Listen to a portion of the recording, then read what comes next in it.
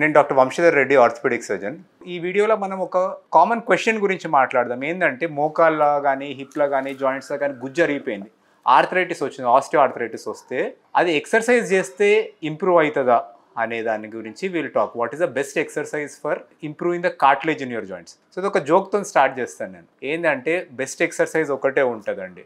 ఏంటంటే only 2 steps ఉంటాయి దీంట్లో. మీ నెక్ని లెఫ్ట్ తిప్పండి, రైట్ తిప్పండి. అండ్ ప్రతిసారి ఎవరైనా జంక్ ఫుడ్ ఇచ్చినా కానీ, ఆల్కహాల్ ఇచ్చినా కానీ, సిగరెట్ ఇచ్చినా కానీ నో అని చెప్పాలి. So that is the best exercise. ఏంటంటే ఒక బ్యాడ్ హ్యాబిట్స్ అవాయిడ్ చేయడం మనకి, ఎందుకంటే వాటి వల్ల కార్టిలేజ్ డ్యామేజ్ అవుతుంది డెఫినెట్లీ. స్మోకింగ్ అనేది one of the worst habits అండి, ఎందుకంటే మైక్రోవాస్కులచర్ డ్యామేజ్ చేస్తుంది. అది చేయలేని ప్రాబ్లం లేదు బాడీలో. టాప్ నుంచి మన హెయిర్ నుంచి మన టోనెయిల్స్ వరకు ప్రతి చోట డ్యామేజ్ చేస్తుంది. సో బ్లడ్ సర్క్యులేషన్ డ్యామేజ్ అయ్యి కార్టిలేజ్ కూడా డిస్టర్బ్ అవుతుంది. సో క్రానిక్ స్మోకర్స్లో అన్ని ఇష్యూస్ ఉంటాయి, రీప్లేస్మెంట్స్ ఫెయిల్ అయ్యే ఛాన్స్ ఉంటాయి. ఇది ఆల్కహాలిజం వల్ల కూడా ప్రాబ్లమ్స్ వస్తాయి, అండ్ ఒబిసిటీ వల్ల ప్రాబ్లమ్స్ వస్తాయి. ఒకటి ఏమైందంటే ఒబిసిటీ వల్ల ఎందుకు వస్తాయి అంటే, ఫస్ట్ థింగ్ మనం వేసే ప్రతి అడుగు మన కార్టిలేజ్ని లోడ్ చేస్తుంది. సో సపోజ్ మనం డేకి 8,000 స్టెప్స్ నడుస్తున్నాం అనుకోండి, ఒక యాక్టివ్ పర్సన్ మేబీ 7,000-8,000 స్టెప్స్ నడవచ్చు, ఒక సెడెంటరీ పర్సన్ ఇంకా తక్కువ నడవచ్చు. ఆ ప్రతి స్టెప్ మీ బాడీ వెయిట్ మీ మోకాలు తీసుకుంటుంది. And more than body weight దాంట్లో జాయింట్ రియాక్షన్ ఫోర్స్ ఉంటుంది మనకి. బాడీ వెయిట్ సపోజ్ మీకు ఉండాల్సిన వెయిట్ కన్నా ఒక 25-30 కిలోస్ ఎక్కువ ఉన్నారు అనుకోండి, మీకు ప్రతి అడుగు అంత డ్యామేజ్ చేస్తుంది మీకు కార్టిలేజ్ని. సో అందుకు వెయిట్ అనేది ఒబిసిటీకి రిడ్యూస్ చేసి ఏ ఎక్సర్సైజ్ అయినా మీకు కార్టిలేజ్ బెనిఫిషియల్. ఒకటి వెయిట్ ఎక్కువ ఉండడం వల్ల అది అవుతుంది. సెకండ్ థింగ్ ఏంటంటే, నేను ఒకసారి నిల్చొని చూపిస్తాను. సపోజ్ మీరు చాలా ఒబీస్ ఉన్నారు, ఆ థై సర్కంఫరెన్స్ ఎక్కువ ఉండడం వల్ల కాళ్ళు దూరం పెట్టుకొని నడుస్తారు. ఆ గేట్ అనేది కూడా అంటే మీరు నడిచే టెక్నిక్ కూడా మారిపోతుంది, దానివల్ల కూడా కార్టిలేజ్ అరిగిపోయే ఛాన్స్ ఉంటుంది. సో మనకి కార్టిలేజ్ ఇంప్రూవ్ చేయడానికి న్యాచురల్గా చేసే మెథడ్స్లో ఎనీ ఎక్సర్సైజ్ ఇస్ గుడ్. మీకు వెయిట్ లూజ్ చేయించేది, especially aerobic exercises, cardiovascular activity, resistance training exercises.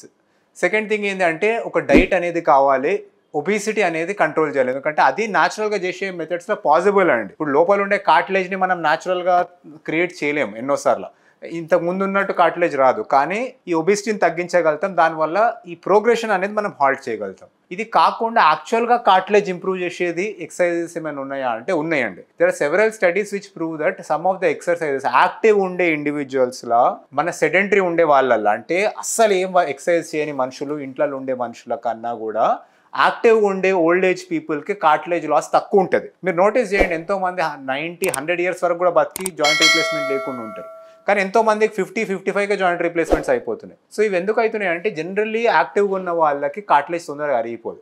మీరు ఏం చేయగలుగుతారు కార్టిలేజ్ ఇంప్రూవ్ చేయడానికి అంటే, not just weight loss, cartilage improve చేయడానికి ఏమేమి ఉంటాయంటే, యాక్చువల్లీ ప్రోవెన్ స్టడీస్ ఏమున్నాయంటే సైక్లికల్ లోడింగ్ అంటారు జాయింట్స్. సో మన బైసికల్ చేయడం అంటే repeat movements, cyclical loading without impact. మనకి ఇంపాక్ట్ థర్డింగ్ అనేది ఉండదు, సపోజ్ ఇట్లాంటి స్టెప్స్ పడ్డం ఇట్లాంటివి ఉండదు. So cyclical loading without impact is the best exercise for improving cartilage. So మనకు one of the best is swimming or aqua aerobics అంటారు, అంటే వాటర్ లోపల చేసే ఎక్సర్సైజ్ ఉంటాయి. ఇక్కడ జాయింట్ మీద రియాక్టివ్ ఫోర్సెస్ ఎక్కువ పడే దాంట్లో, plus at same time joint movement ఉంటుంది, మజిల్ స్ట్రెంగ్తన్ అవుతాయి. సో వాటర్లా చేసే ఎక్సర్సైజెస్ అండ్ స్విమ్మింగ్ ఒకటి, ఒక walking normal or brisk, and మన సైక్లింగ్, మనకి ఐదర్ ఫస్ట్ థింగ్ బయటికి పోయి సైకిల్ చేయడం ఒక ఈవెన్ సర్ఫేస్ మీద, ఆర్ మనకి ఒక స్టేషనరీ బైసికల్, అంటే ఇంకా కూడా అడ్వాన్స్ కావాలంటే ఎలిప్టికల్ మెషిన్ అని ఉంటుంది. కానీ దీంట్లో మీరు సెట్టింగ్స్ అడ్జస్ట్ చేసుకోవాలంటే మీ నీ ఎక్కువ బెండ్ కాకుండా, మీకు నీ ఒక 90-100 degrees బెండ్ అవుతున్నా కూడా మీకు క్వాడ్రిసెప్స్లో పెయిన్ రాగలుగుతుంది. సో ఈ సైక్లికల్ లోడింగ్ అనేది బెస్ట్. ఇంకేమైనా బ్యాడ్ ఎక్సర్సైజెస్ ఉన్నాయా కార్టిలేజ్ కంటే?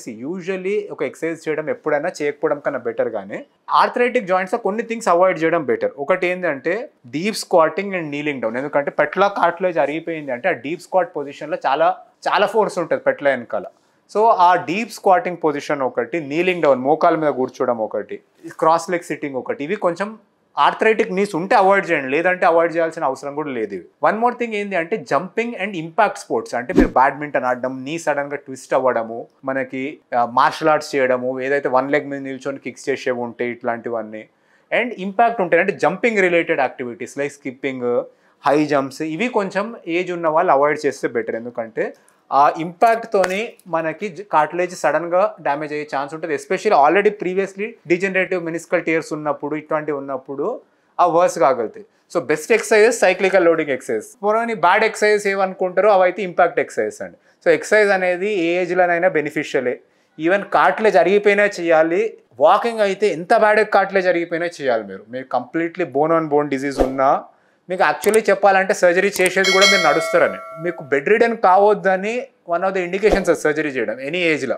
నడవడం అనేది, యాక్టివ్గా ఉండడం అనేది one of the most precious things అండి లైఫ్లో. అది నడవడం మీరు బంద్ చేసినారు అంటే మీకు ప్రపంచంలో ఉన్న రోగాలన్నీ వస్తాయి. యాక్చువల్లీ ఈవెన్ డిమెన్షియా అంటే మీకు మతిమరుపు ఇవి కూడా అటువంటి వేజ్తో వచ్చేవి కూడా చాలా ఫాస్ట్గా వచ్చేస్తాయి. మీకు నడవకుండా ఉన్నారు, ఎక్సర్సైజ్ లేకుండా ఉన్నారు అంటే. So any form of exercise will improve the cartilage. But specifically cartilage improvement అంటే ఒకటి weight loss related, one more cyclical loading. ఈ రెండు కంపల్సరీ చేయండి. Thank you.